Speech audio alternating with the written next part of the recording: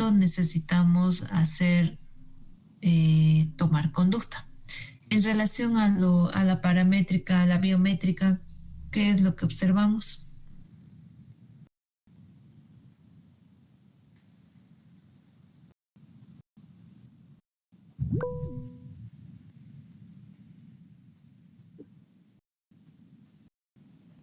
Sí, Kevin. Una ligera elevación de los glóbulos blancos, doctora. El hematocrito y las plaquetas parecieran estar normales. La glicemia igual, dependiendo si habrá comido o no. Lo que sí se nota es que hay aumento del sodio, hay hipocalemia, hipocloremia igual hay, y la creatinina está elevada, ¿no? Al igual que la urea. Sí, para ser un niño de 4 años tenemos una función renal alterada, leucocitosis, como dices, no es poquito, sí es harto, 13.000, cada 13.500 casi, es una leucocitosis marcada y tenemos un desequilibrio hidroelectrolítico.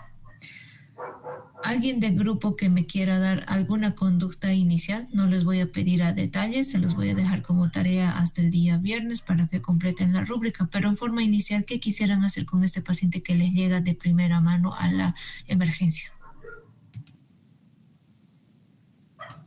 La reposición de líquidos, doctora, con plan B inicialmente quizás, y también, a ver.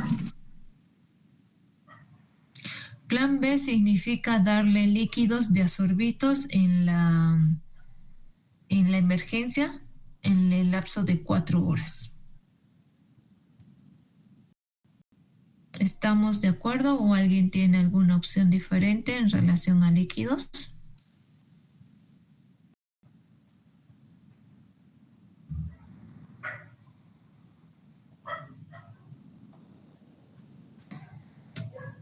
Recuerden que está presentando signos clínicos de una deshidratación severa.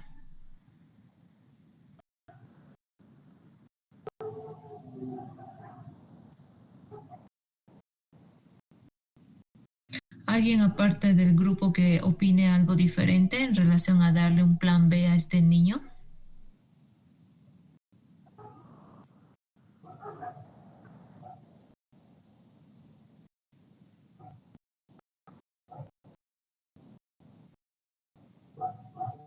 Sería mejor iniciarlo con un plan C, aparte de que si empezamos con el plan B, no funcionaría porque aparte tiene intolerancia oral.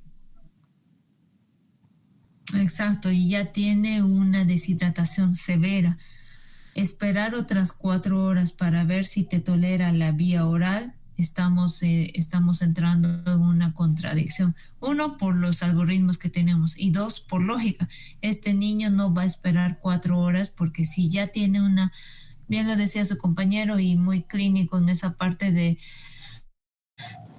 tienen respiraciones profundas y jadeantes, probablemente es algún tipo de ventilación tipo acidótica. Eso quiere decir que ya tenemos un compromiso, además del estado de ácido base secundario, uno, a la deshidratación y dos, a una probable patología pulmonar, como decía otro de sus compañeros. Entonces, esperar todavía 4 horas. Si ese paciente le tomaríamos una gasometría y tenemos una acidosis, en 4 horas se va a poner más acidótico todavía. Y sí podemos proveer un escenario de un paro cardíaco por acidosis. Ok, plan C de hidratación.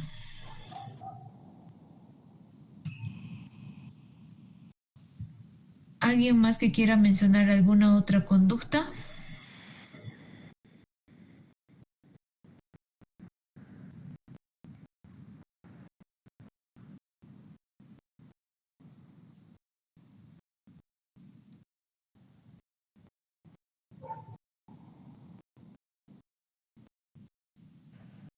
Bueno, aparte de la deshidratación, doctora, habría que ver la causa de la deshidratación igual. En los laboratorios no se menciona que se le haya hecho un coprológico, un coprocultivo, doctora, para saber si es parasitario o es bacteriano. Muy bien, entonces ya tenemos formas de llenar nuestras rúbricas. Si estás en un primer nivel, ¿cuál sería el manejo inicial? Si estás en un segundo nivel, ¿cuál sería tu siguiente manejo? Y si estás en un tercer nivel, ¿qué otro tipo de pruebas o qué otro tipo, ejemplo, de interconsultas vamos a realizar para este niño? Entonces vamos a dar paso al segundo grupo para que analicemos el caso clínico 2. Al grupo 1 le recomiendo que leer un poco más. ¿Están encaminados? Sí, pero estoy viendo que todavía sí les falta y hemos dicho desde el principio, sí puede faltarles, pero quisiera ver cómo están llevando esto. Ok, ¿alguien del grupo 2 que quiera mencionar qué es su impresión diagnóstica frente a este niño, este lactante Dani? Sí, yo. Bueno, hemos hablado en grupo que nuestra impresión diagnóstica va a ser insuficiencia respiratoria aguda, cardiopatía congénita, síndrome de Down, antecedente de prematuridad y desnutrición crónica. Muy bien, han avanzado bastante. Entonces tienen 3 impresiones diagnósticas. Está muy bien abordado. ¿Cuál sería después de observar la radiografía que tienen ahí, cuál sería su siguiente enfoque diagnóstico?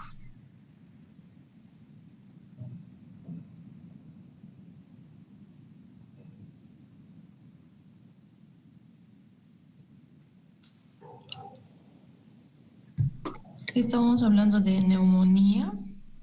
No hemos terminado de hacer después de eso, pero no sé si se ve bien la presentación porque estoy compartiendo y no cambia, creo. Sí, yo le estoy observando. Está no en sé la si parte, tu compañero. Sí, sí está. El cuadrito, ¿no? Sí. Ya. Sí, como mencionaba mi compañera, sí terminamos de rellenar la rúbrica que nos dejó de tarea. Entonces, la pregunta iba con relación a los diagnósticos diferenciales, ¿no? Sí. ¿Qué es lo que estábamos pensando una vez teniendo el examen complementario de la radiografía? Bueno, lo que pensamos es una bronquiolitis, una neumonía viral por probable virus sincitial respiratorio, como mencionaba mi compañera, con insuficiencia respiratoria hipoxémica severa.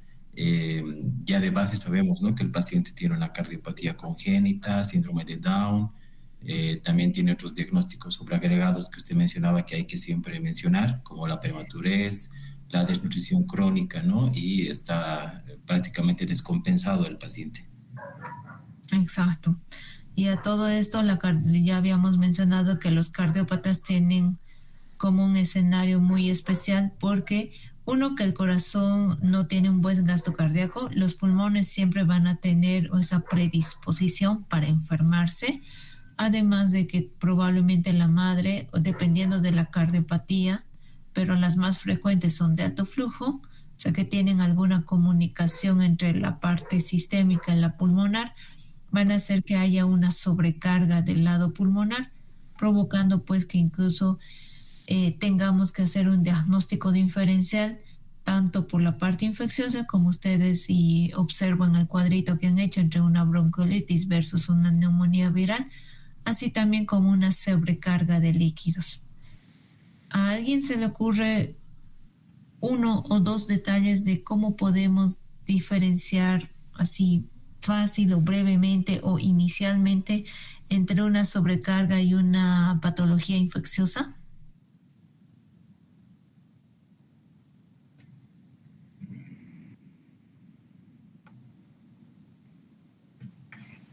Bueno, yendo prácticamente a la descripción del cuadro clínico, el paciente prácticamente no estaba con una fiebre, ¿no? Sí estaba con un cuadro de febrícula, sí, pero tampoco tenemos estudios como el hemograma o algo para diferenciar que se trate de algo de infeccioso, pero sí en la radiografía podemos observar una cardiomegalia, la presencia de una sonda orogástrica, ¿no? Y el patrón del infiltrado pulmonar, ¿no? Que puede sugerir un proceso infeccioso de vía aérea. Sí. Tienen un buen abordaje. Estoy observando que han desarrollado todos los algoritmos que son el TEP, ABCDE y el sample.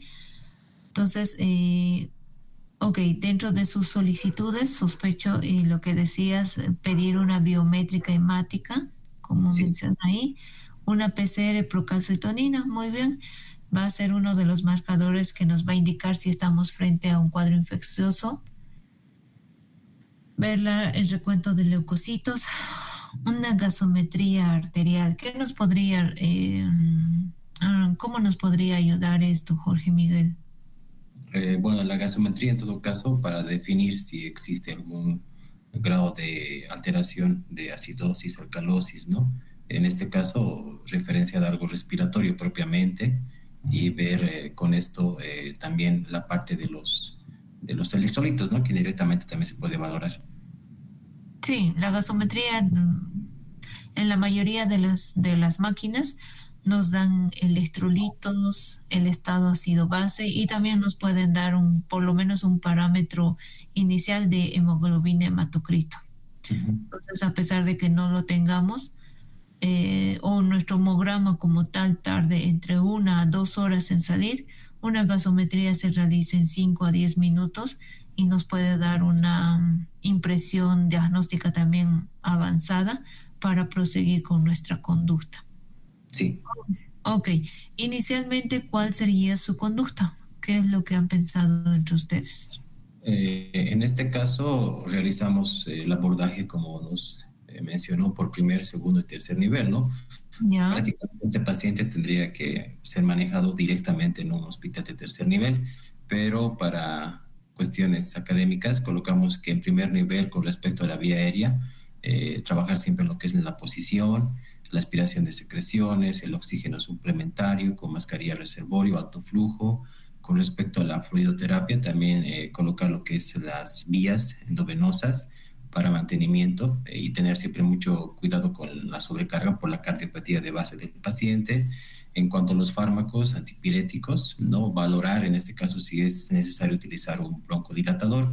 Evidentemente en el primer nivel tal vez no vamos a tener el acceso, en este caso, a aminas. Luego planteamos que en un segundo nivel ya podríamos utilizar una ventilación no invasiva, un CPAP. Si la hipoxemia persiste, con respecto a la fluidoterapia, pues ya tener un ajuste más fino con respecto al balance hídrico, ¿no? Porque aquí ya podemos tal vez solicitar electrolitos y todo lo que mencionábamos. Igual ya acá tal vez empezar lo que es una antibioticoterapia empírica, porque igual hasta esperar el cultivo de secreciones, hemocultivo va a pasar un tiempo, ¿no? Y el paciente se puede descompensar. Y acá ya, si es que existiera, iniciar el uso de las aminas. En un tercer nivel, tal vez ya pensar en lo que es una intubación, ventilación mecánica invasiva, ya que este paciente está saturando 76%, ¿no? Aire ambiente. Sí. Fluidoterapia, ya un manejo hemodinámico guiado, tomando en cuenta la restricción hídrica si hay falla cardíaca. Fármacos amplios de amplio espectro, analgesia, manejo cardiológico especializado, y aquí ya pues no hicimos la dosificación, ¿no? Pero ya podríamos utilizar un soporte vasoactivo, ya que en un tercer nivel ya se cuenta con todo esto. Ok. Vamos a aprovechar tu cuadrito porque solo para afinar detalles en relación a aminas. Sospecho que han abordado en varios módulos las aminas, ¿verdad? Más que todo en el primer módulo de RCP. Ya. ¿Y después de ese ya no mucho? No, ya no mucho, doctora. Ok, vamos a aprovechar ahora en este caso, ya que estamos viendo esto, porque yo solo lo voy a dar en sepsis, pero no todas las aminas van a ser de uso solamente en sepsis. En general, lo que les voy a dar ahorita va a ser como un resumen breve de cuáles son las consideraciones de las aminas en el grupo pediátrico. Dopamina. La dopamina ha sido una amina ampliamente utilizada en tiempos antiguos, la verdad. Se le atribuía varios efectos beneficiosos, actualmente ya no es así, ya la evidencia nos dice todo lo contrario. La dopamina solo se va a administrar en, según alguna literatura, 2 ocasiones y yo de preferencia solo una ocasión o para buscar un efecto. Uno, la protección renal que supuestamente nos da. Hay estudios contradictorios. Algunos dicen que sí, otros dicen que no. Y la segunda causa, que nos va a provocar una vasodilatación a nivel esplácnico, intestinal. Por lo tanto, solo podemos ver, y yo creo que solo es indicado, en aquellos pacientitos donde vamos a estar sospechando un sufrimiento por una falta de perfusión a nivel esplácnico. ¿A alguien se le ocurre algún tipo de patología en pediátricos, sobre todo en los neonatitos, que estemos sospechando una alteración de la perfusión de órganos abdominales?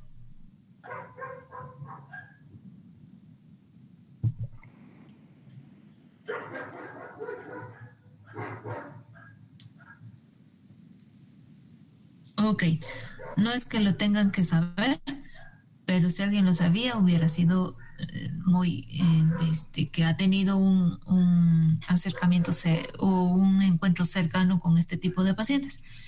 Los pacientes prematuros van a tener un alto riesgo de enterocolitis necrotizante, donde hay una mala perfusión de toda esta, de los tejidos, de los órganos intraabdominales principalmente los intestinos, lo cual va a provocar una inflamación con posterior necrosis. Para mí sería la única indicación donde podamos administrar dopamina, porque el resto de los fármacos ninguno va a tener ese efecto. Pasando de lado a la dopamina. Parte de su tarea, la primera tarea era hacer una diferenciación entre las características fisiológicas. El neonato en los primeros meses tiene una inmadurez en general. Dentro de esto, el corazón, los miocardiocitos, tienen también una disminución en los receptores beta. Y estos receptores, a pesar de que están en gran cantidad, son inmaduros, que quiere decir que no responden igual a los fármacos beta que se les vaya a colocar, a los beta adrenérgicos. Por lo tanto, en los pacientes neonatos no está tan indicado administrar dobutamina, porque este va a ser un fármaco en realidad para ayudar en la parte inotrópica positiva para aquellos pacientes adultos con insuficiencia cardíaca, para ayudar a que esos miocardiocitos tengan una mejor fuerza para contraerse.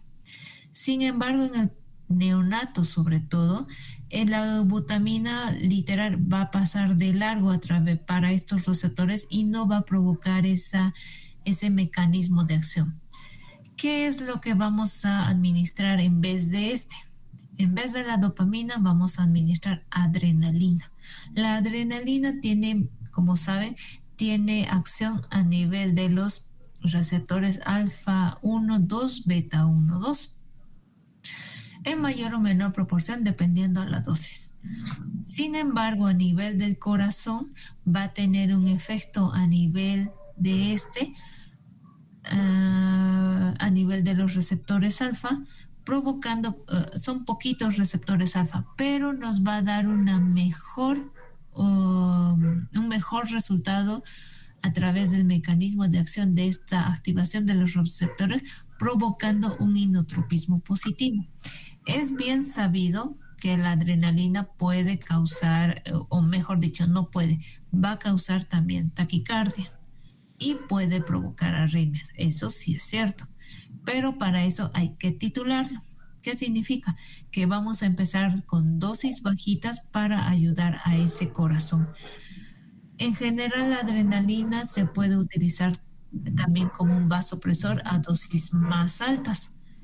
lo cual, dependiendo a nuestro caso, dependiendo del tipo de paciente que tengamos, pues vamos a buscar también ese efecto vasopresor.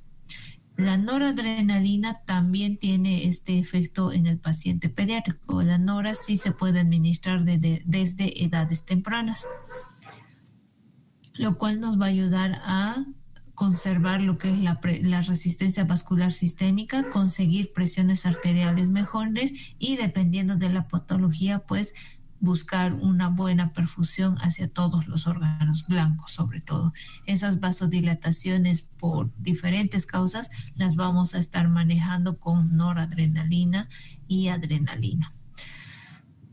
Como consejo en general, evitar dosis altas de un solo fármaco, o sea, de una monoterapia, la cual no es lo adecuado.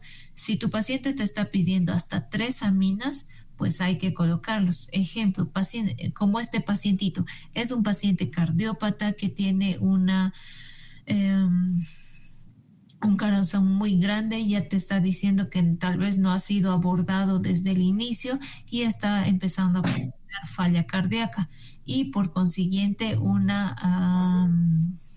gasto cardíaco alterado. Entonces, en este paciente incluso puedes utilizar adrenalina, milrinona, que es un fármaco inhibidor de la fosfodiesterasa 3, lo cual nos va a ayudar en el hipnotropismo positivo y en el lucitropismo positivo, que quiere decir que va a permitir que ese corazón se relaje y se pueda llenar en un tiempo diastólico adecuado y también le va a dar la fuerza para que se pueda contraer en forma adecuada.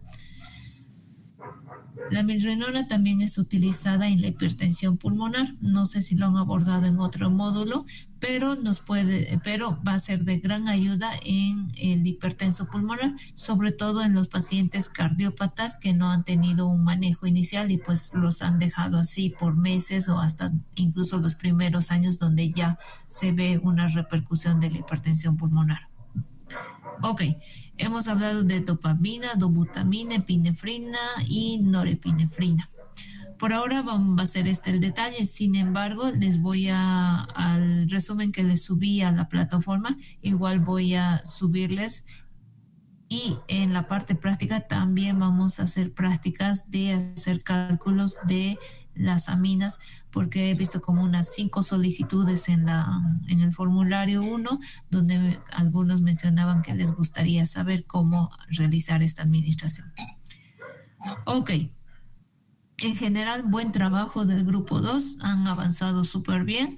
Si quieren hacer algún detalle o aumentar un poco algunos detalles o alguna información más, se les pueden hacerlo. Si quieren igual aumentar algún algoritmo o algo más donde se quieran apoyar o para dar base a lo que han tomado las decisiones, también es bienvenido. Y si no, lo pueden subir tal cual como está la plataforma. En general han tenido un buen abordaje, una buena impresión diagnóstica. Hasta aquí tiene algunas dudas o preguntas, ya sea del grupo 2 o de todos los otros subgrupos.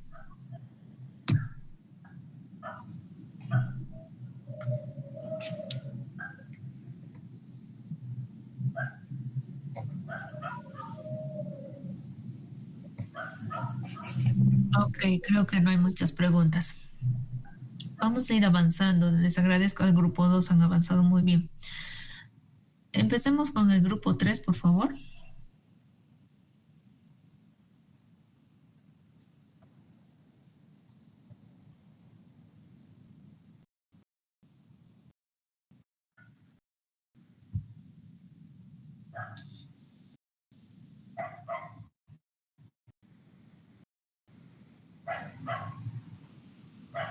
Buenas noches, doctora. Disculpe, con el grupo 3 hemos avanzado hasta prácticamente solamente diagnósticos, casi al diagnóstico principal, ya queriendo entrar al diagnóstico diferencial.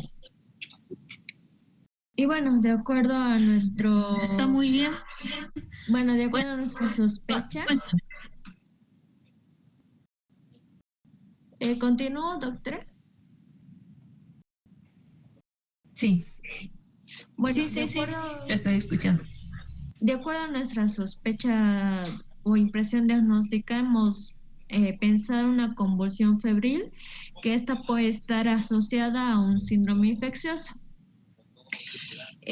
Por el principal presentación clínica del paciente, ¿no?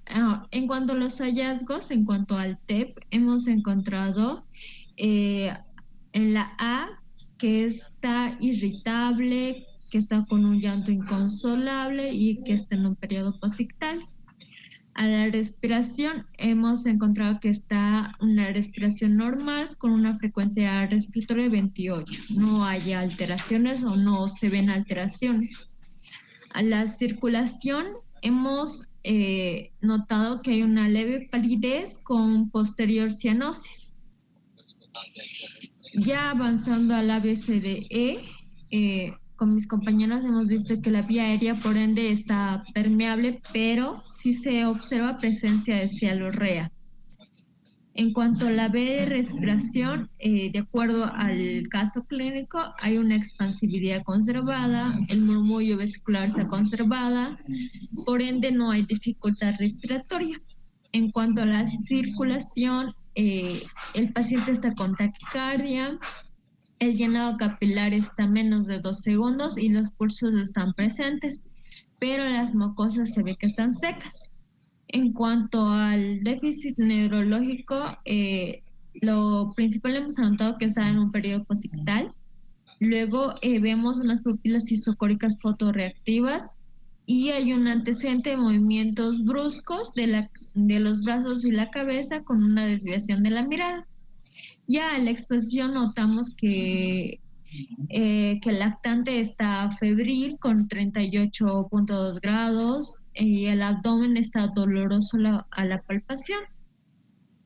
Siguiendo con el sample, la S de signos y síntomas, notamos una irritabilidad, hay alza térmica, el llanto inconsolable, el rechazo a la vía oral y el episodio reciente de los movimientos anormales con posterior cianosis y cialorrea.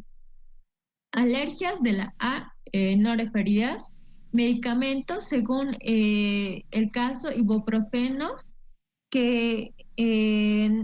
ibuprofeno previo que no tolera jarabes. Ya en cuanto a los antecedentes, según la madre lo niega, convulsiones previas, y en la L hay un rechazo a la lactancia y en los eventos previos podemos ver que hay un cuadro febril que ya es desde hace 5 días, ¿no? Ya la evaluación terciaria, laboratorios, imagenología, en cuanto a laboratorios, un hemograma, PCR, procalcitonina, para descartar si hay un proceso infeccioso, leucocitos, un examen general de orina, un urocultivo, gasometría para ver más que todos los electrolitos y para ver el medio interno del paciente, cómo está, la glicemia. En caso se requiera una punción lumbar y si pues sospechamos de algo, de una focalidad, podemos pedir una tomografía computarizada. Entonces, ya con esto, nuestros diagnósticos diferenciales está entre una meningitis que puede ser bacteriana, una encefalitis viral o una crisis epiléptica, o temblores o episodios paroxísticos no epilépticos o una sepsis oculta, que tuviéramos que diferenciar el foco de origen, ¿no?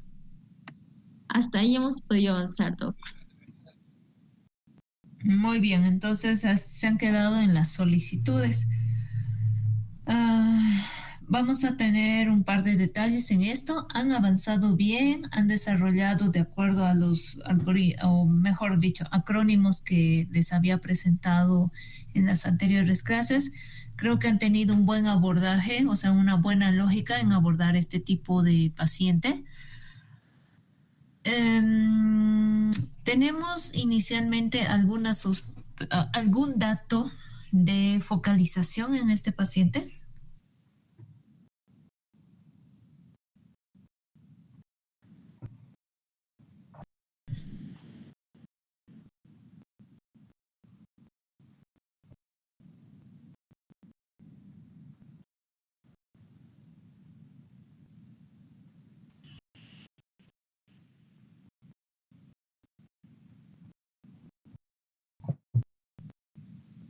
¿Alguien más además de Dayana?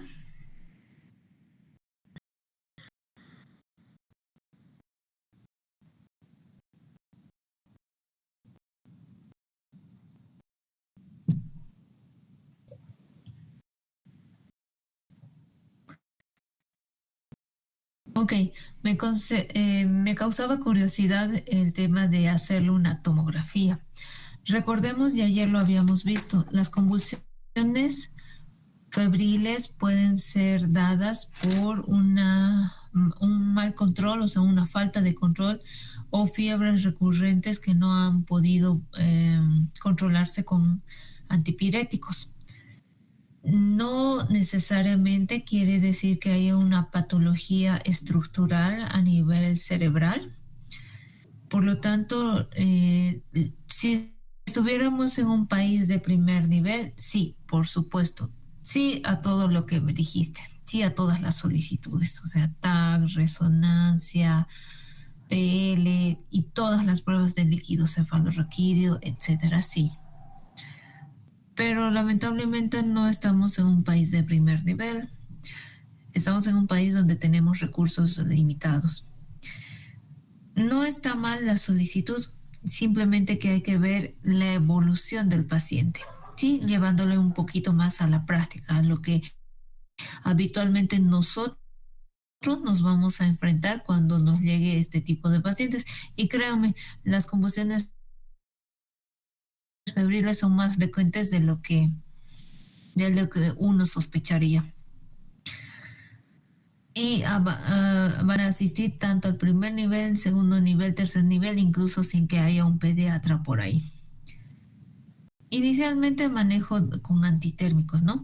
Pero el tema del ataque se va a necesitar cuando ya estemos pensando, uno, tenemos signos de focalización, dos, tenemos alteración o antecedentes de que han habido múltiples de estas alteraciones.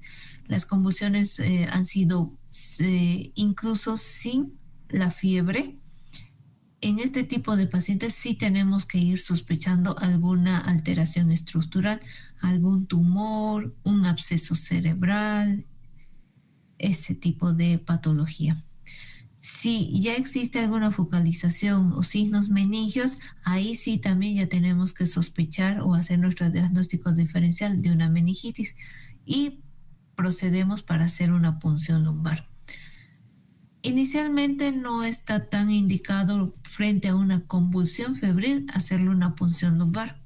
Y recordemos que tiene que ser un personal entrenado para realizar esto, porque habitualmente la punción lumbar se la va a hacer en un paciente despierto, porque no se va a tratar de dar ningún tipo de sedación, ya que si tiene signos meningios tenemos un alto riesgo de depresión ventilatoria también. En un paciente despierto que usted le quiera hacer o que ustedes le quieren hacer un pinchazo en la espalda, se va a resistir con la mayor fuerza, y los niños tienen fuerza. Entonces no es tan fácil realizar una punción lumbar. Eso en primera instancia. Segunda instancia, va a ser más fácil la realización de una punción lumbar en un paciente que sí esté letárgico, realmente tenga un compromiso neurológico. En eso sí, háganle. Si tenemos compromiso neurológico, está letárgico, no responde a los estímulos, responde mal al estímulo doloroso, etcétera, a ese sí háganle, porque ese sí tiene evidentes signos de deterioro neurológico. Y si es un paciente con fiebre, pues su foco puede ser a nivel del sistema nervioso. Ok. Las conductas iniciales ya me habías mencionado en relación a las solicitudes. Les voy a dejar tiempo todavía, como me indicaste que hasta aquí avanzaron, para ver algún tipo de terapéutica frente a la sospecha mencionada. Entonces, si estamos sospechando, por decir, de una meningitis, vamos completando el cuadrito en relación a qué tipo de medicación podríamos empezar inicialmente. Sí, va a tardar el tema de un cultivo, pero empíricamente ya debemos administrar. Muy buen avance por el grupo 3. y buen desarrollo de los acrónimos sobre todo. Vamos a pasarnos al grupo 4, a la lactante Yasmín.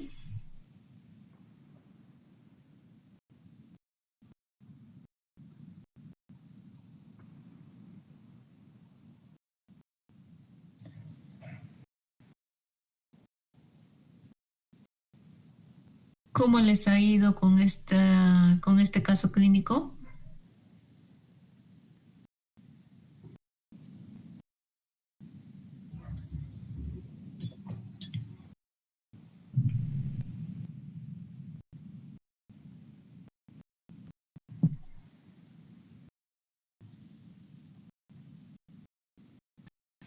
Disculpa, doctora, voy a presentar pantalla.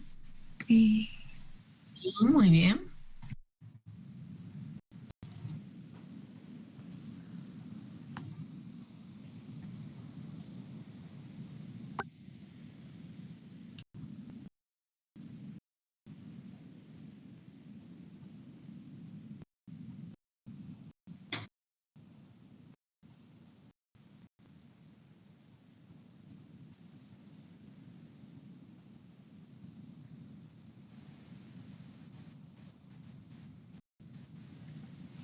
Ok, ¿ya se ve mi pantalla? Sí. Ok. Bueno, no pudimos concluir bien todos los puntos, pero bueno, en lo que pudimos avanzar, se trata de una paciente lactante de 4 meses y que ha venido bueno, vamos a pasar uno por uno. Dentro del triángulo de evaluación pediátrica, en el caso de la apariencia, vimos que la paciente estaba irritable, con rechazo a los alimentos, hipoactiva. La fontanela anterior también estaba deprimida. En cuestión al trabajo respiratorio, vimos que tenía taquipnea, tiraje subcostal, aleteo nasal y también disociación tóraco-abdominal. En cuestión a la circulación, la piel la piel estaba marmórea. Ahora, en la evaluación del ABCDE, la vía aérea estaba permeable. La respiración estaba con taquipnea, dificultad respiratoria, disociación tóraco-abdominal. La circulación presentaba taquicardia, llenado capilar mayor a 5 segundos, piel marmórea, también las mucosas estaban pálidas. En cuestión al aspecto neurológico, estaba irritable e hipoactiva. En la exposición pudimos observar que presentaba en las extremidades tono y trofismo disminuido.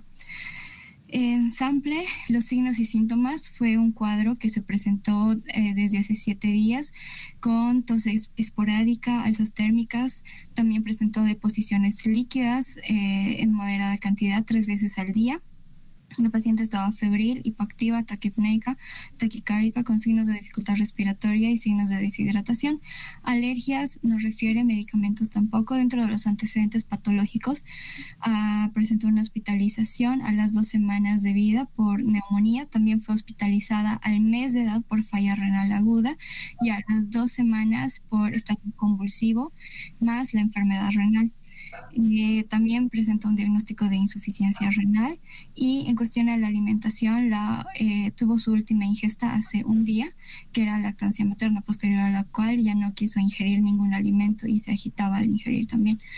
En la evaluación terciaria, los laboratorios e imágenes que solicitamos fue glicemia, hemograma, lactato, PCR, gasometría, perfil renal, electrolitos, hemocultivo, coprocultivo, ego, lactato, también radiografía de tórax y de abdomen. En cuestión al diagnóstico posterior a los exámenes complementarios, pensamos en una deshidratación severa, en una insuficiencia respiratoria, desnutrición. La paciente estaba con bajo peso para la edad y también baja talla. Presentó trastornos electrolíticos, acidemia severa, hipercalemia, también vimos que tenía hipernatremia. Y también pensamos en un shock shock hipovolémico, sepsis, con foco determinar, pero por lo pronto pensamos en una sepsis a foco intestinal. Dentro de los diagnósticos diferenciales, bueno, también dentro de los diagnósticos, esto no lo pudimos resolver muy bien, pero dentro de los diagnósticos, posterior a ver la imagen con las asas intestinales dilatadas, pensamos también en un ilio paralítico. Ahora, dentro de la conducta médica y las solicitudes, pensamos en la vía aérea en primer nivel, tiene que referir con la colocación de oxígeno suplementario con mascarilla, en la fluidoterapia, colocar 2 accesos venosos y también iniciar lo que sería el plan C de hidratación con Ringer lactato. También dentro de los fármacos para dar un antitérmico ya que presentaba fiebre, paracetamol, 10 miligramos kilogramo peso dosis y también la ceftriaxona. No consideramos también el uso de aminas en el primer nivel.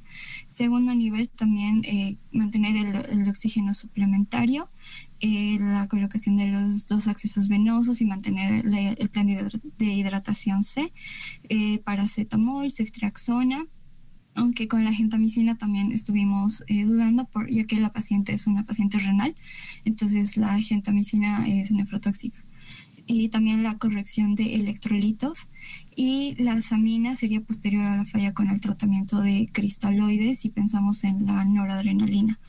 En el tercer nivel pensamos en la intubación y la conexión a ventilación mecánica, también mantener la fluidoterapia y también mantener el antitérmico, la antibiótico-terapia y la corrección de electrolitos. Hasta ahí avanzamos, doctora.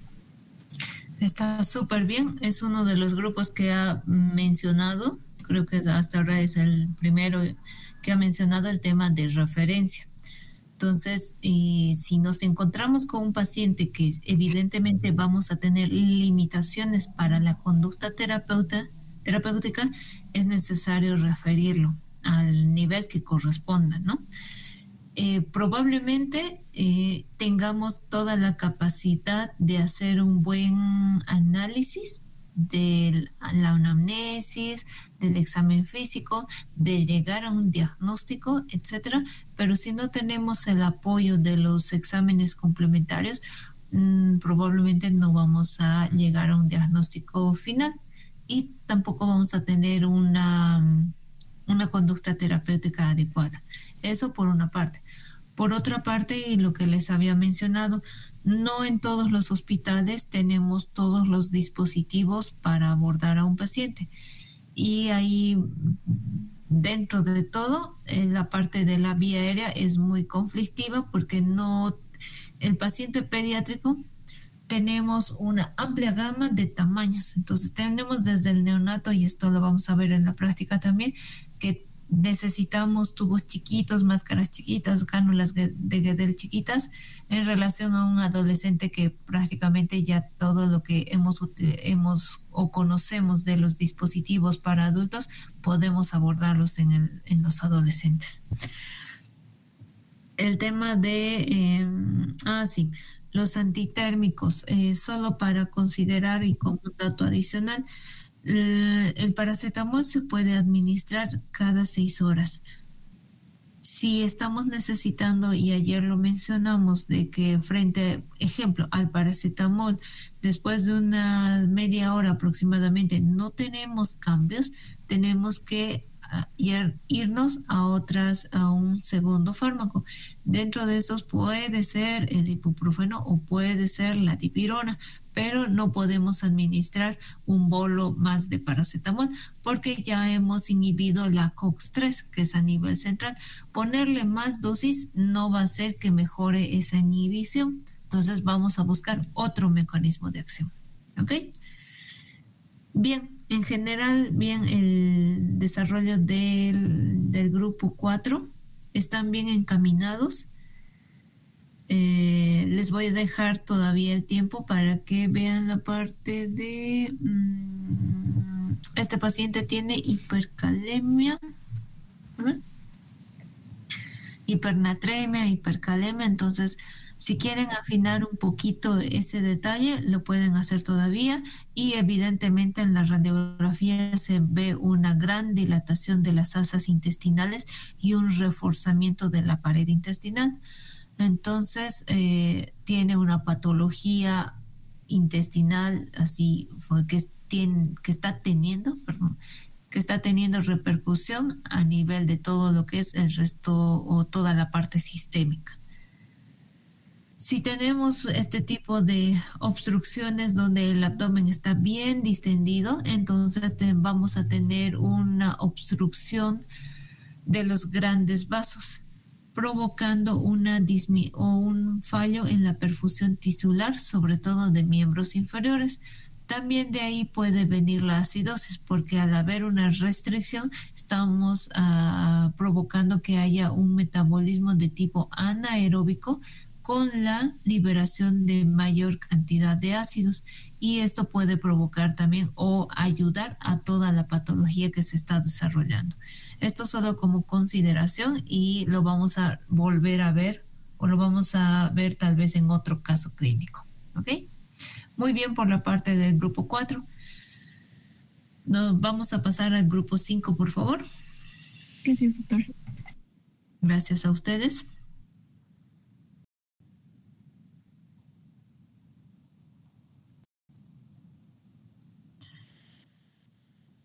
El grupo 5 tiene alguna pantalla para compartir.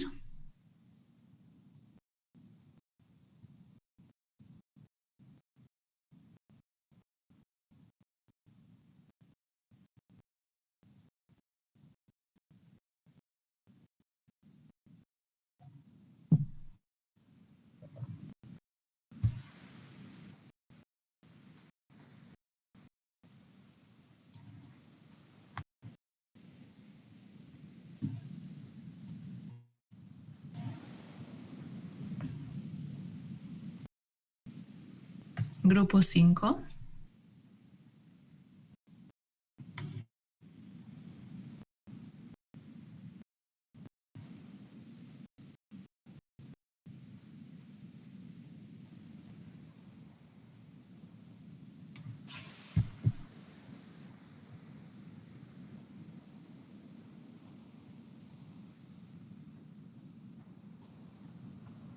Ok, vamos a dar un minuto para que alguien integrante del grupo 5 pueda abordar el caso, y si no, vamos a dejarlo ahí. Igual lo voy a tomar en cuenta. De todas maneras, del grupo 4 o alguien más que quiera hacer alguna consideración con el anterior caso clínico.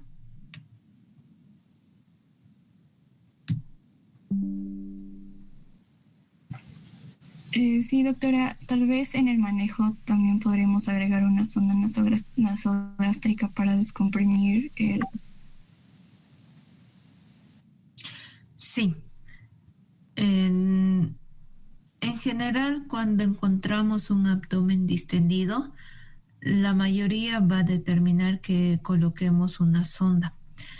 Dependiendo de la posición de la sonda y del grosor también, esta nos va a ayudar.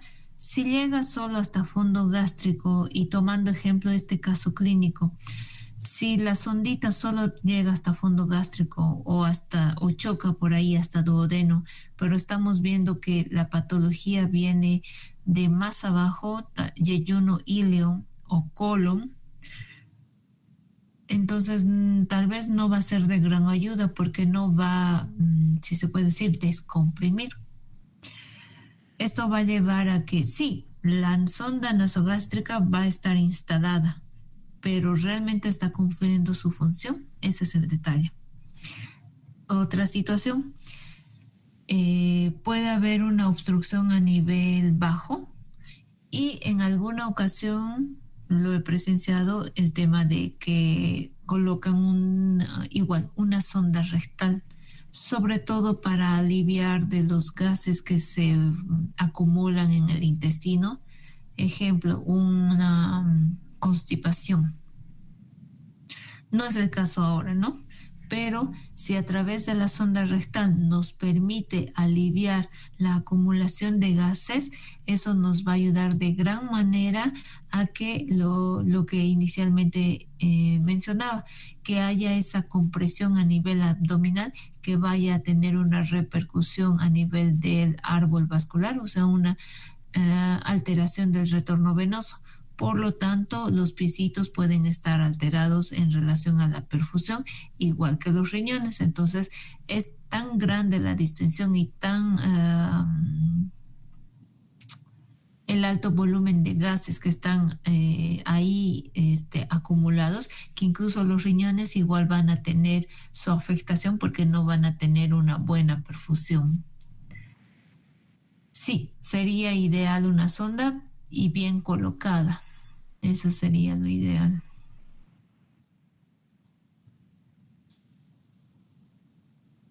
Ok, si no hay nadie del grupo 5, nos vamos a pasar al grupo 6. No, ya vamos a la presa. Oh, ya, súper. Sí, pero estaba con dificultades, lo voy a disculpar. Está bien. Por lo menos que me digan que están en el proceso, nos tomamos unos minutos para tener paciencia. ¿Se ve la pantalla, Doc? Ahora sí. Ya, Doc. En mi grupo logramos avanzar, bueno, en su mayoría hasta lo que es el manejo en segundo nivel. Estábamos discutiendo en tercer nivel.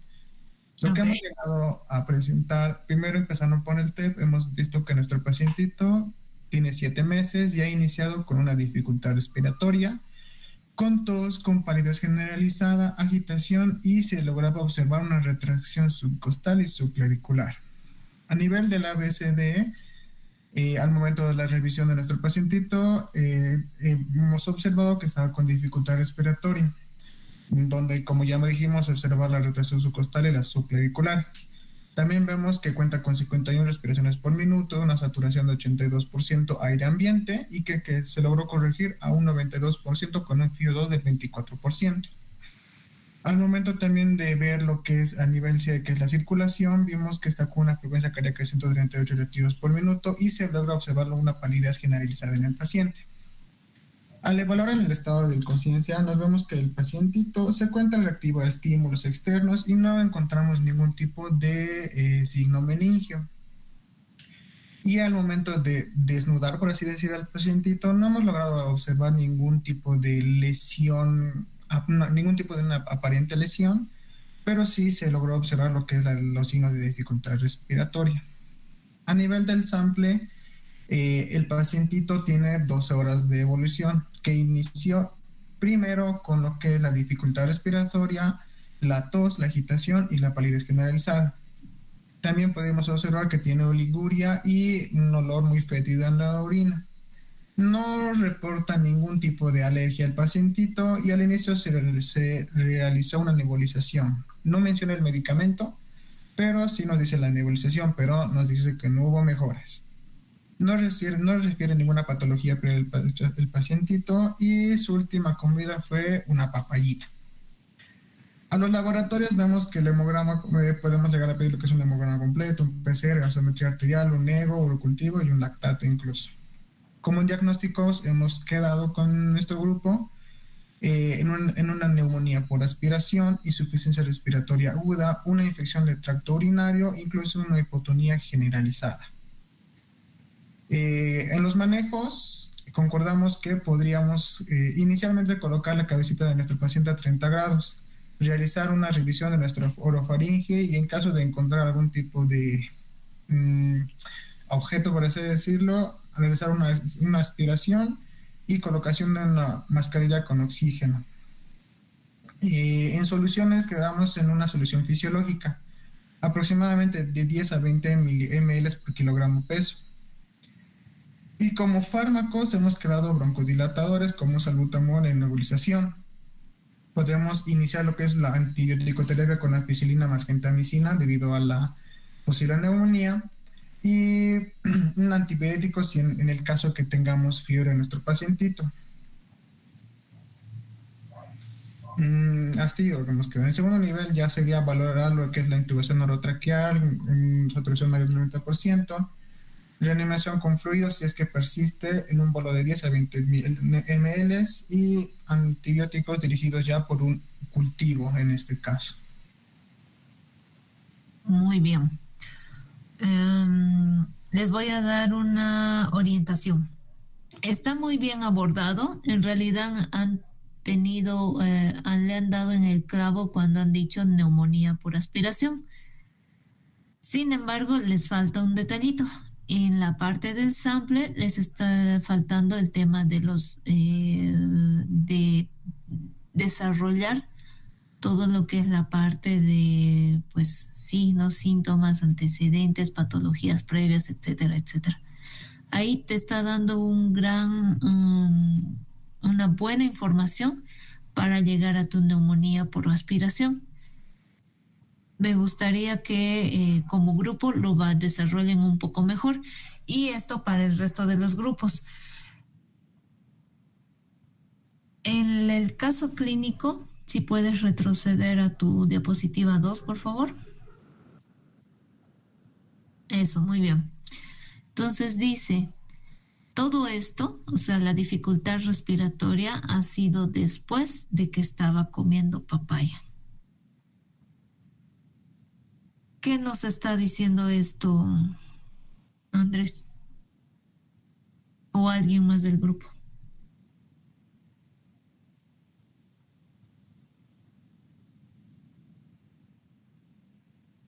No lo escuché muy bien, Doc. ¿Qué me dijo? Disculpe. Ok, repito. Los signos de dificultad respiratoria se han presentado posterior a la ingesta de papaya. Cuando hablamos de una neumonía, no hablamos de un inicio agudo. Hablamos de un inicio insidioso, o sea, va presentándose con tos, con mocos, con fiebre, etcétera, etcétera, y va avanzando y van apareciendo más signos de dificultad respiratoria. Sin embargo, en este es de inicio brusco. ¿Cuál es el detalle acá?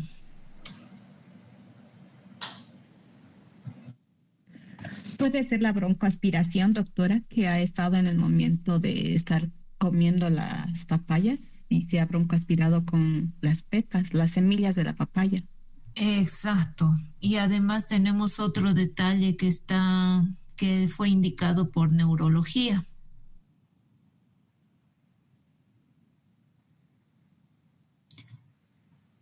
¿Alguien lo puede leer?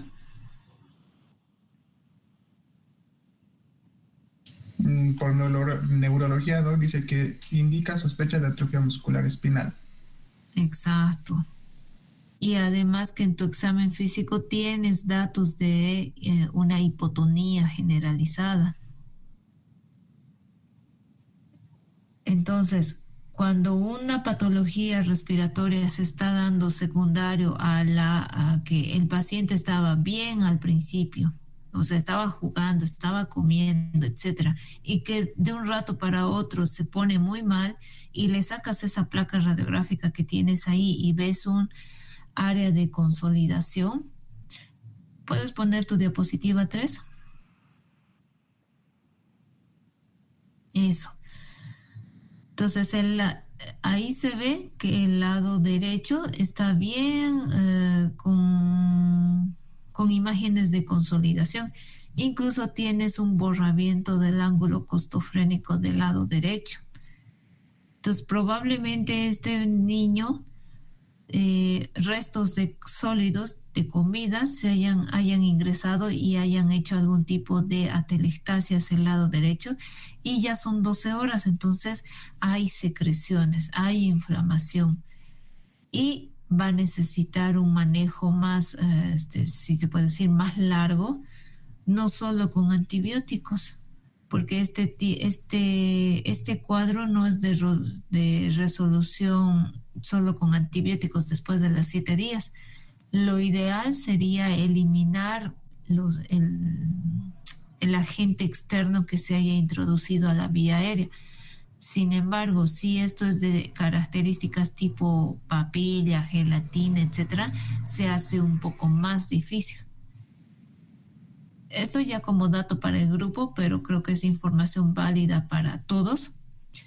El tema, y lo pueden revisar el grupo para complementar su cuadrito, el tema de lavados broncoalveolares, 1, y maniobras de protección pulmonar o fisioterapia. Esto en el tema, sobre todo si tenemos acceso en un tercer nivel. Porque no vamos a tener un agente infeccioso como tal, sino más bien un agente mecánico que va a provocar este cuadro. Entonces, vamos a desarrollar un poco más detallado el sample, lo cual nos va a dar mejores pautas, solo viendo, digámoslo así, tu rúbrica, sin ver el caso clínico inicialmente. Y a través de la rúbrica vamos a poder diferenciar o tomar en cuenta de cuál ha sido nuestra lógica para llegar a la impresión diagnóstica y a la sospecha diagnóstica. ¿Puedes centrarte a la diapositiva 4? Ok, hay un espacio que no están llenando, creo que el formato de la tabla no está permitiendo identificar. En la primera parte donde dice impresión diagnóstica, al ladito, o sea, es, digamos, qué es lo primero que se les ocurre.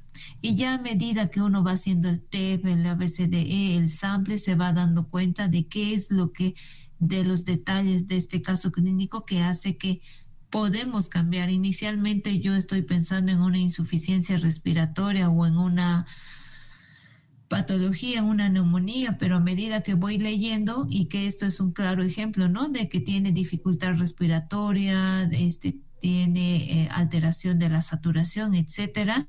Pero una vez que voy leyendo los antecedentes o el cuadro clínico de este caso, pues tomo un cambio del enfoque diagnóstico. Ya no me baso en una neumonía viral o una neumonía bacteriana, sino es una neumonía por aspiración.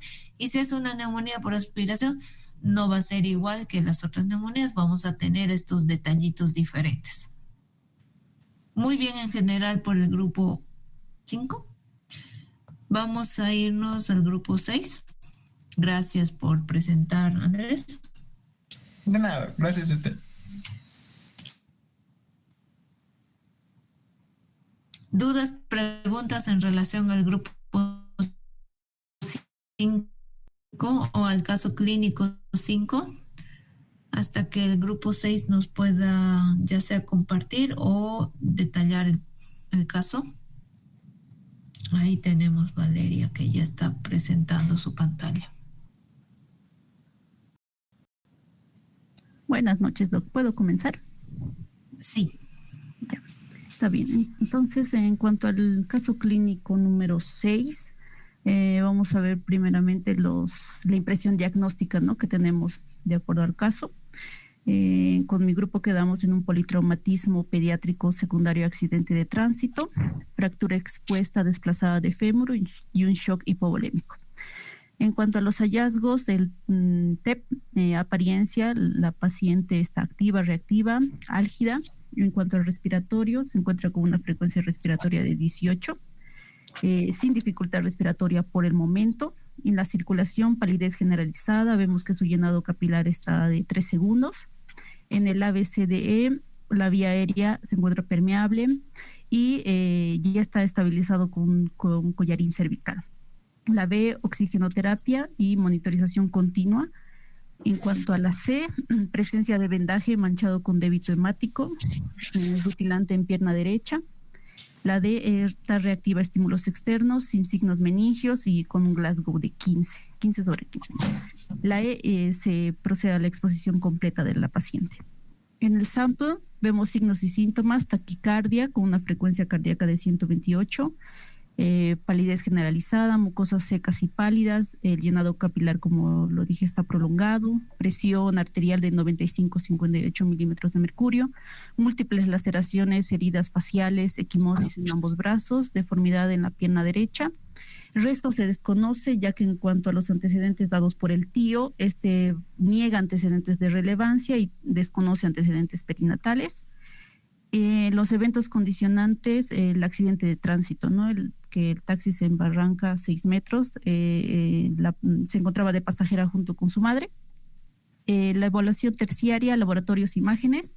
En cuanto a laboratorios, hemograma, grupo y factor RH, TP, lactato, gasometría arterial, electrolitos, creatinina, glucosa. En cuanto a imágenes de relevancia, radiografía de tórax, pelvis y cervical.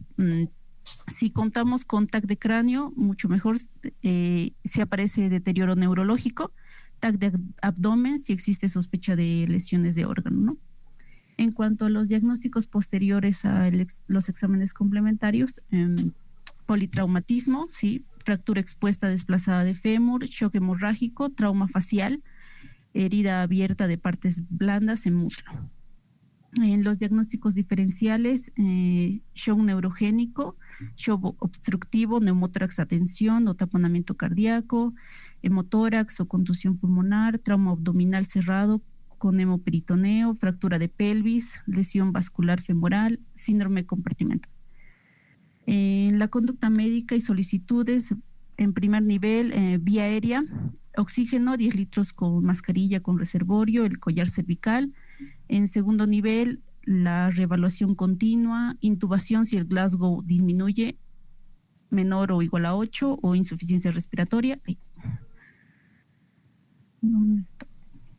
En tercer nivel, la intubación, si es consecuencia rápida, si es que hay descompensación. En la fluidoterapia, 2 vías periféricas, gruesas o intraósea, cristaloides, Ringer lactato. Si no responde, transfusión, control inmediato de hemorragia, compresión, vendaje o torniquete si es necesario. En el segundo nivel, protocolo de transfusión masiva pediátrica, balance hídrico estricto, fármacos, continuar con antibióticos, analgesia, protector gástrico, calcio durante la transfusión masiva, solicitar valoración por traumatología, cirugía pediátrica, cirugía vascular y cirugía plástica. Y los fármacos, analgesia, antibiótico-terapia, cefazolina, gentamicina por la fractura expuesta, profilaxis antitetánica. Aminas no están indicadas inicialmente, solo si persiste hipotensión tras reposición adecuada de volumen. Ya en segundo nivel, aminas noradrenalina o adrenalina, tituladas si persiste shock refractario después de corregir la hipovolemia. Hasta ahí nos quedamos, Doc. Está muy bien abordado. Algo que quería mencionarles. Ya. Más abajo te puedes decir. Sí. Acá. Sí, está súper bien y espero que lo recuerden muy a menudo el tema del ácido tranexámico.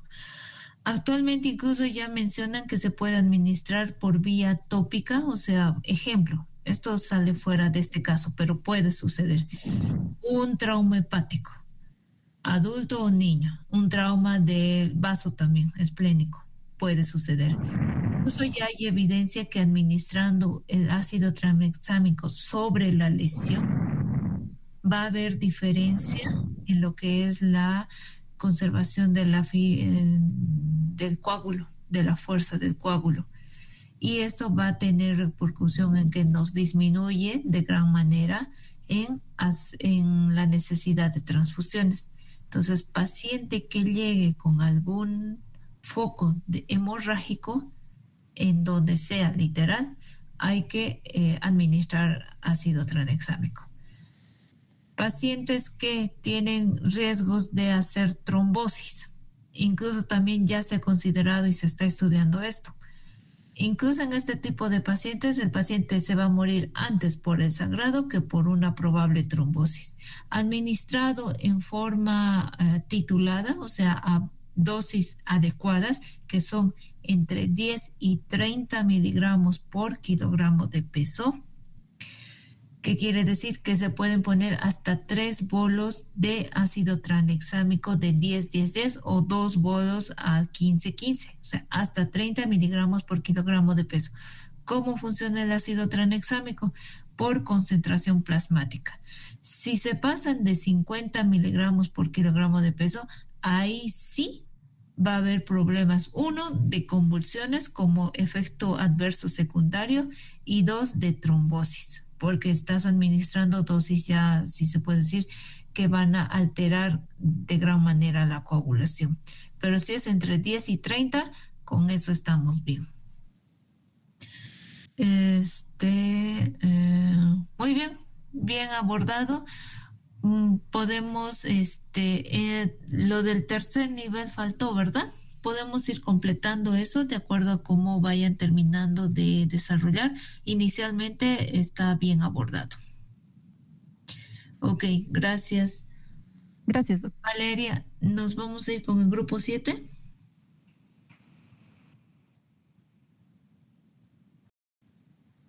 Y si alguien tiene dudas, preguntas en relación al caso del politraumatismo.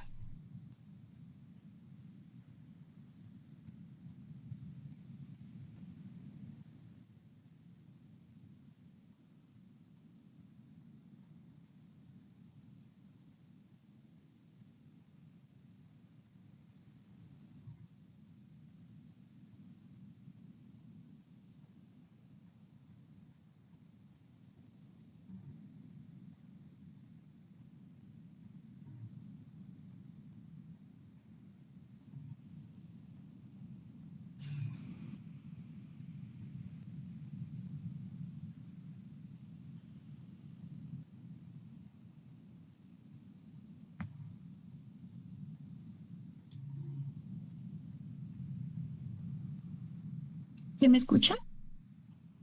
Sí, Dana, puedes presentarlo. Ya, por favor, directamente a la diapositiva 5, por favor.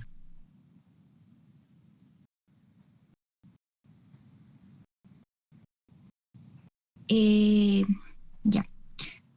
Dentro de nuestro cuadro, nuestra impresión diagnóstica fue traumatismo cráneoencefálico grave y en base a la imagen visto anteriormente tenemos un hematoma epidural agudo.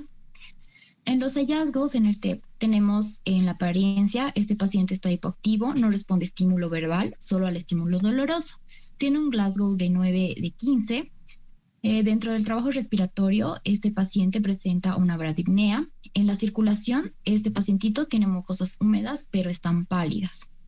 En el ABCDE, en la vía aérea, nosotros vamos a colocar lo que es el collarín cervical.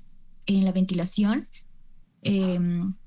vamos a llegar a una saturación de 90, tenemos una saturación de 94 como movillo vesicular conservado, bradipnea, frecuencia respiratoria de 12, ¿no?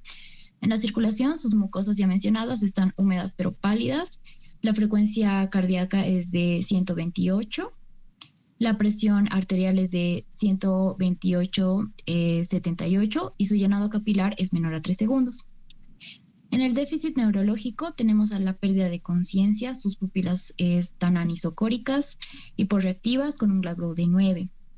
El paciente presentó lo que es vómito explosivo y en la exposición tenemos la presencia de lo que es un hematoma parietal izquierdo con laceraciones y edema facial izquierdo. Bien, en el sample se niega lo que son antecedentes de relevancia, la madre niega lo que son convulsiones anteriores, no medicamentos, no patologías.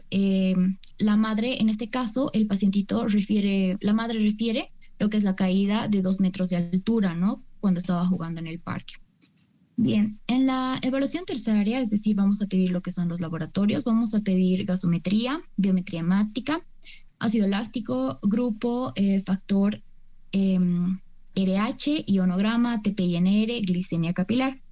Y en los exámenes de imágenes vamos a pedir lo que es la tomografía de cráneo y una radiografía cervical apilateral.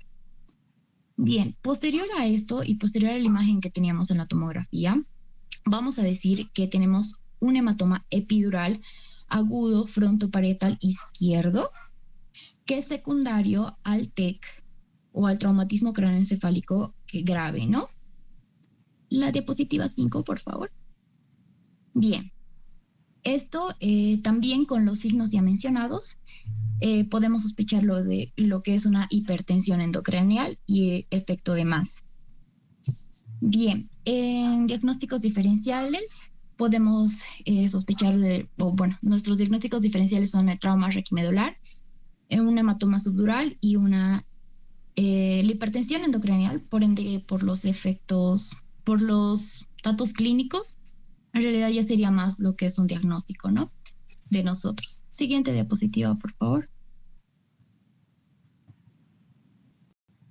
Bien, nuestra conducta médica según niveles. En el primer nivel, nosotros vamos a poner a nuestro paciente en posición semi-Fowler, 45 grados, collaris cervical, oxígeno de alto flujo con reservorio, sonda nasogástrica caída libre y secreciones en el caso de que sea necesario, y vamos a tratar de referir lo que es a un nivel superior, que sería el segundo nivel. En la fluidoterapia vamos a poner lo que son 2 accesos venosos periféricos, pedimos lo que es glicemia capilar inmediata y vamos a mantener lo que es la volemia, ¿no?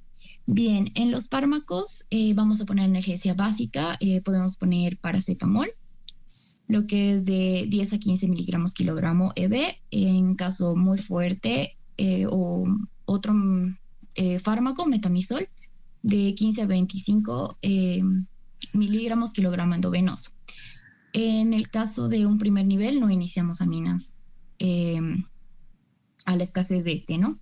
En el segundo nivel, ya consideramos lo que es la intubación por el caso del Glasgow que tenemos de 9 de 15, ¿no? También lo que es en el caso de la fluidoterapia, ponemos lo que es solución fisiológica al 0,9%. Después vamos a siempre controlar lo que son los líquidos, ¿no?, evitando lo que es la sobrehidratación del paciente. Ahora, en fármacos también nos sirve mucho lo que es la solución hipertónica al 3%. O en el caso también podemos poner manitol. Bien, también ponemos lo que es la analgesia para este paciente. También en el caso de que este pacientito ha tenido vómitos explosivos, llegamos a medicar lo que es ondansetron. Después, en el caso de aminas, ya podemos considerar aquí, en el caso de que este paciente tenga una inestabilidad hemodinámica, ¿no? Bien, en el tercer nivel, en el segundo nivel igual referimos a un tercer nivel, ¿no?, a un centro de más complejidad, ya que este paciente va a necesitar lo que es intervención quirúrgica. Ya mencionado eso, en un tercer nivel, nos encargamos nuevamente de lo que es de la vía aérea, ya con ventilación mecánica, y hacemos nuestra interconsulta con neurocirugía, ¿no? Ahora, en los fluidos, controlamos nuevamente los fluidos, tantos guiados por la presión intracraneal. También vamos a tener lo que es un control estricto de todo el balance de líquidos que estamos haciendo. Ahora, dentro de los fármacos, ya damos todo lo mencionado anteriormente en el caso del tercer nivel, ¿no? Y también podemos llegar a poner lo que es antibiótico terapia en el caso de profilaxis quirúrgica, porque muy probablemente este paciente entre a quirófano, ¿no?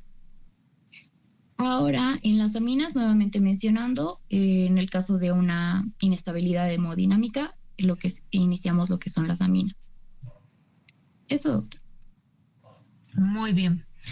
Solo un detalle, en general está bien abordado, está bien diagnosticado. Han tomado en cuenta lo que es la conducta, si se puede decir, prequirúrgica, como indican, es una indicación quirúrgica neta, no se va a resolver de otra manera, por lo tanto se tiene que llevar al centro donde neurocirugía lo aborde.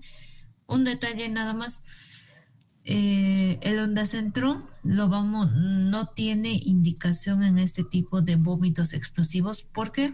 Porque el mecanismo de acción va a ser diferente en relación a los otros vómitos que van a tener una activación a nivel del centro del vómito. En este caso es secundario a una hipertensión endocraniana. Por lo tanto, ponerle el ondansetron no nos va a ayudar a que disminuyan los vómitos. Eso por una parte. Por la otra parte, sé que no está especificado en la rúbrica, pero sí me gustaría que repasemos, o con la información que cualquiera del grupo, cómo llegamos al diagnóstico de hipertensión endocraniana clínicamente.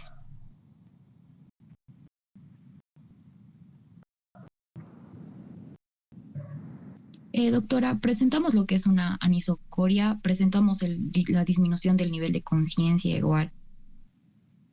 Ok. ¿Alguien se le hace familiar la tríada de Cushing? Sí, doctora. La tríada de Cushing está caracterizada por hipertensión, bradicardia y...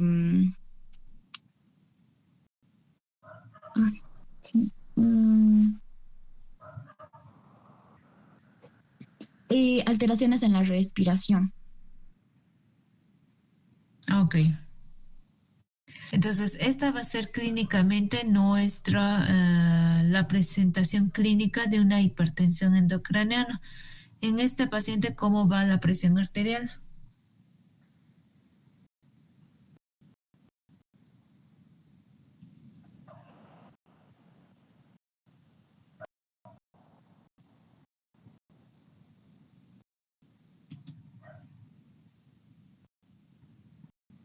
Puedes retroceder si quieres a la diapositiva 3 o quien está controlando la pantalla. Doctora, está con una presión arterial de 125 sobre 78 milímetros de mercurio. Muy bien, esto es para un paciente de 3 años. ¿Es normal? Doctora, según lo estudiado, está con hipertensión, nuestro paciente de 3 años. Exacto. Entonces, este paciente está ahí, o sea, está en el límite de que presente alguna hipertensión endocraniana. ¿Cuál es el otro signo que dijimos después de la hipertensión?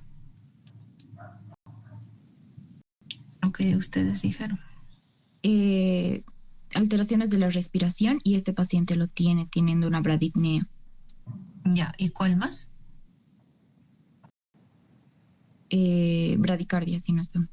Bradicardia. Entonces, si tu paciente que tiene alguna lesión, o sea, alta sospecha de hemorragia que haga un efecto de masa, puede ser el tipo de hemorragia intraparenquimatosa, subdural, epidural, etcétera, que seguro que ya lo han revisado o lo vamos a ver ahorita. Si tu paciente está hipertenso y empieza con bradicardia, y la respiración, obviamente es un paciente letárgico que está respirando mal o tiene desaturación, etcétera, es un paciente que está al límite para presentar una hipertensión endocraniana.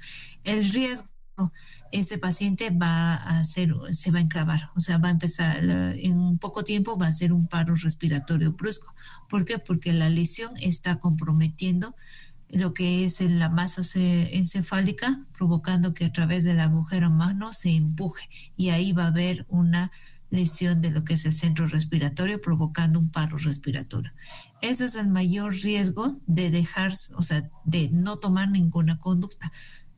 Otra cosa, si a este paciente lo sometemos a algún estímulo que nos aumente la hipertensión endocraniana, ejemplo, llanto, por ejemplo, o un estímulo doloroso sin haber considerado primero dar una buena analgesia, este paciente sí se va a enclavar en las vistas de quien sea que esté ahí abordándolo. Entonces hay que tener mucho cuidado en no generar estímulos que aumenten la hipertensión endocraniana. Ok. Atentos todos, este va a ser, bueno, si no se entendió, pero este va a ser el formato que cada uno va a subir a la plataforma como medida de que pues han realizado la tarea número 3. Primera diapositiva, ¿cuál es el caso? En este caso número 7, la lista de todos los integrantes del grupo. Las 2 diapositivas que son las correspondientes al caso y luego el desarrollo que ustedes quieran ingresar. Si quieren, o ya les he dicho, todavía lo pueden completar hasta el día viernes, y si quieren sumar algún tipo de algoritmo, tabla, criterios diagnósticos, etcétera, lo pueden hacer. Y vamos a recapitular también para que todos tengamos la información y podamos tenerlo para nuestros desarrollos tanto prácticos como ya después una vez terminado el módulo. Ok, muy bien. Grupo número 8, el último.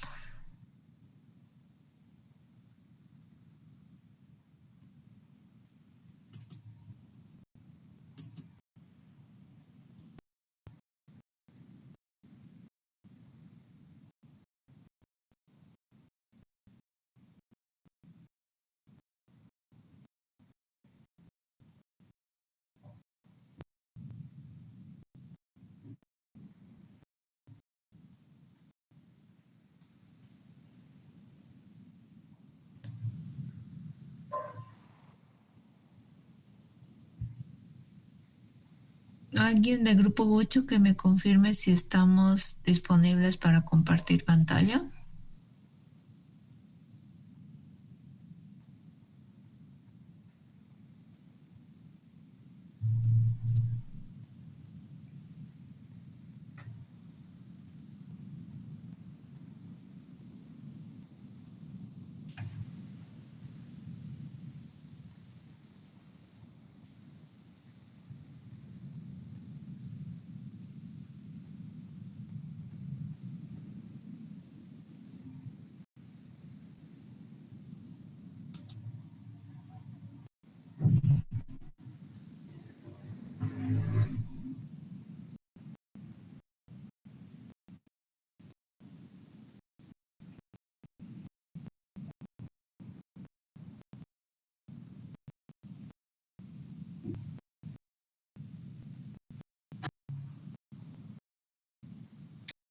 Ok, si no hay nadie del grupo 8, ni siquiera en la impresión diagnóstica, vamos a darnos unos 10 minutos para tomar un café.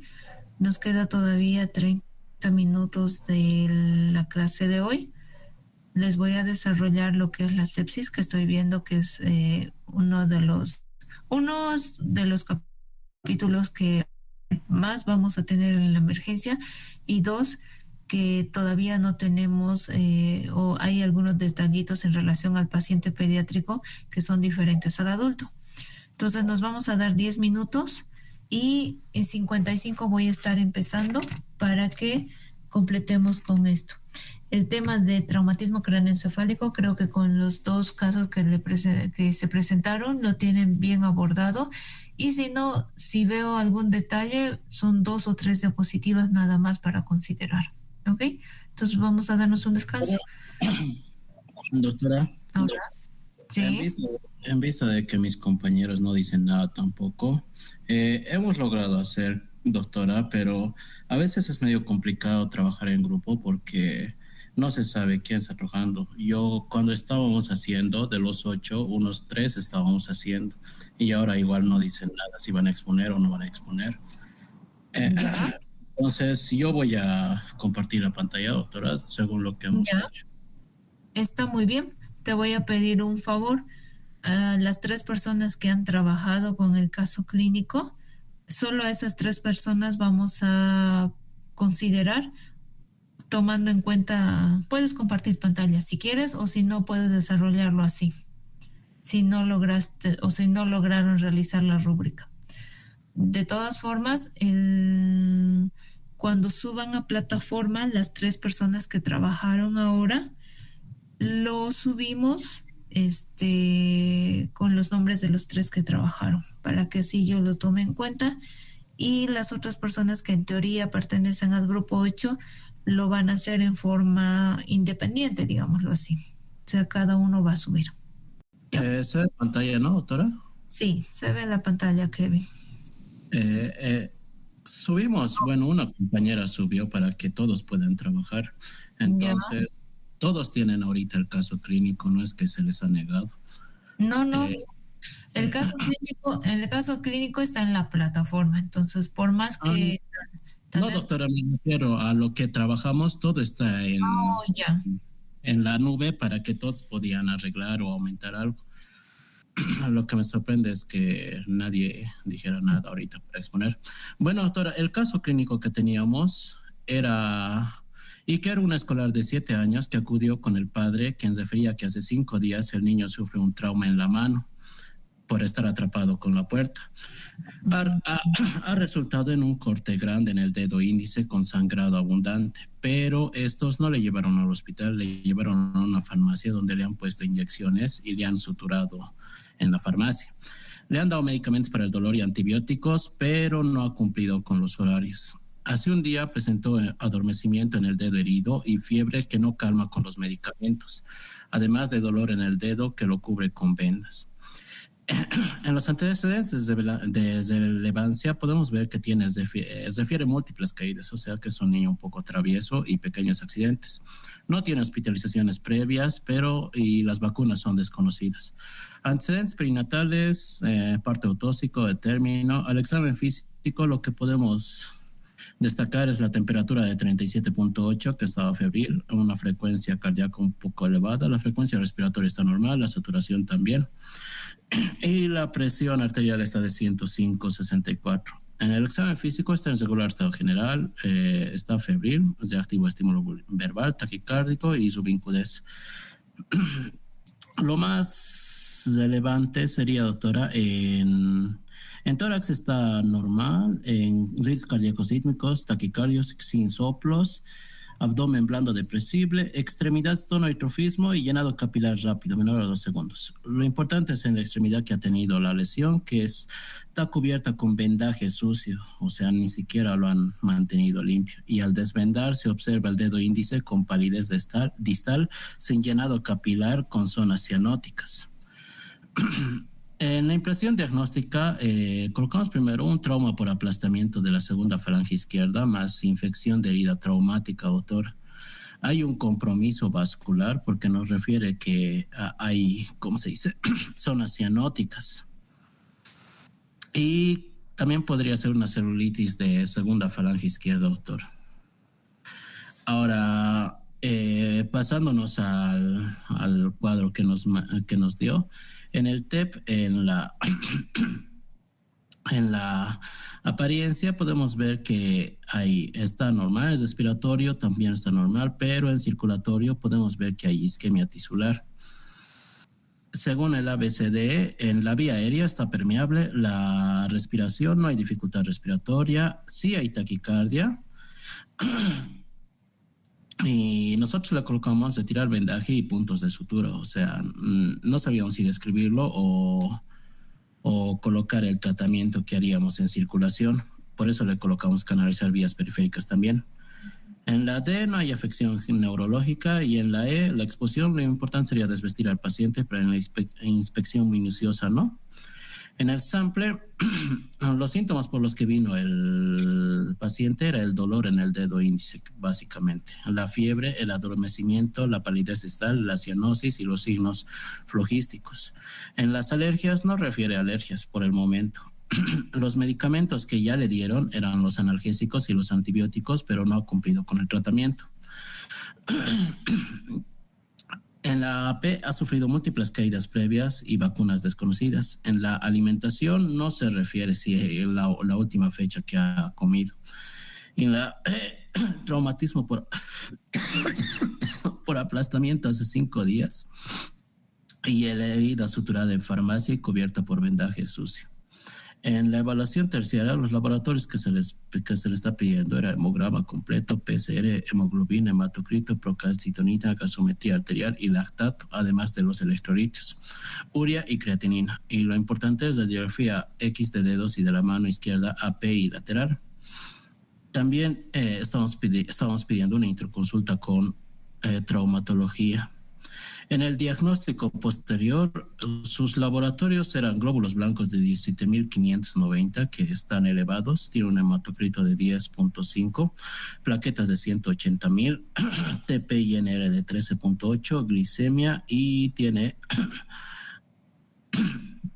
el potasio bajo, el cloro bajo y urea creatinina, que igual están en los límites, ¿no, doctora? Bueno, está un poco elevado para su edad. Luego, después del diagnóstico, después de los exámenes, colocamos trauma por aplastamiento porque es la herida que comenzó todo.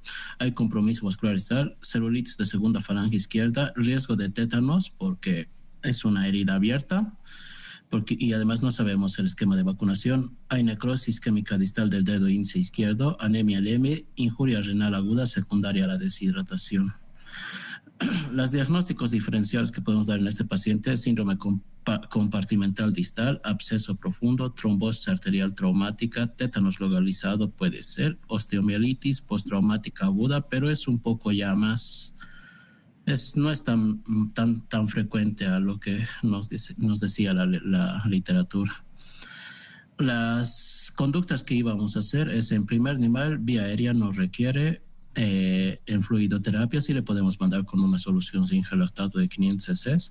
En fármacos, como ayer nos mencionó, doctora, lo importante es darle por lo menos una analgesia a los niños porque no van a estar con dolor hasta el hospital. Entonces le colocamos paracetamol. Ahí está. Paracetamol 15 miligramos kilogramo dosis queríamos colocar cada 6 horas. Eso nos faltó editar, doctora. Vacuna antitetánica porque no sabemos su esquema de vacunación y podríamos empezar con amoxicilina en un primer nivel. Aminas por el momento no requería. En segundo nivel ya se puede empezar con oxígeno si es que la saturación disminuye menos a 93, ya se le da una solución zinc lactato ya para 24 horas y el fármaco que hemos mantenido era el paracetamol, pero aquí ya iniciamos con antibióticos endovenosos como la cefazolina, doctora. También hacíamos, esto no sabíamos si colocarlo en fármacos, pero lo más importante era hacer el retiro de los puntos que le han hecho y hacer un lavado quirúrgico más debilitamiento de la herida. En el tercer nivel, lo mismo, si bajaba el oxígeno, darle oxígeno suplementario, solución de zinc lactato igual, siempre guiado con el estado hemodinámico del paciente. Aquí hemos mantenido el antibiótico que era la cefazolina, pero también colocamos que se haga un cultivo del sitio de la lesión. Y también una cirugía reconstructiva por cirugía plástica pediátrica. Las aminas, en este caso, teniendo en cuenta que ya estamos yendo a una sepsis, las aminas solo hemos colocado indicadas salvo desarrollo de choque séptico, le hemos colocado. Por el momento no estaba entrando a choque séptico al parecer, aunque ya es un poco considerable eso. Y eso sería, doctor. En las consideraciones vimos que la analgesia precoz lo importante, la profilaxis antitetánica, cultivo y profilaxis antibiótica, evitar la hipotermia, la monitorización continua y valorar signos de sepsis pediátrica, doctor. Muy bien. Bien abordado el caso, en general para ser solo 3 personas. Sí es necesario que hagamos un refuerzo de los conceptos de sepsis, que ahorita lo vamos a abordar. Y sí considero, y también me ha tocado trabajar en grupo donde hay personas que no colaboran con esta parte del trabajo grupal. Creo también que es necesario el respeto del trabajo que uno hace y no llevarse el crédito por el trabajo ajeno. Entonces, les voy a dejar a su consideración de las 3 personas que realmente trabajaron en la resolución del caso. Lo pueden subir solo con los 3 nombres y obviamente cada persona, como dijiste, lo dejaron en una plataforma como es Slack, donde todos tienen acceso para colaborar. Y las personas que pertenezcan al grupo 8 que no participaron, les voy a pedir que hagan la resolución cada una para que posteriormente suban a la plataforma.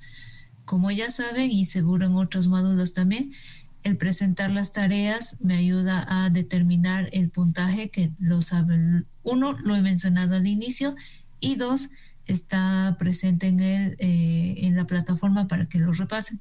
Entonces, si no presentan las tareas, sí va a repercutir en su nota final. por favor, para que lo tomen en cuenta. Ok, voy a empezar en las 10 en punto. Voy a ser muy concisa y breve, pero sí, creo que sepsis es uno de los detalles que estoy viendo que les falta algunos conceptos y sobre todo en el paciente pediátrico. Nos daremos unos minutos de descanso y yo regreso. Gracias, Kevin.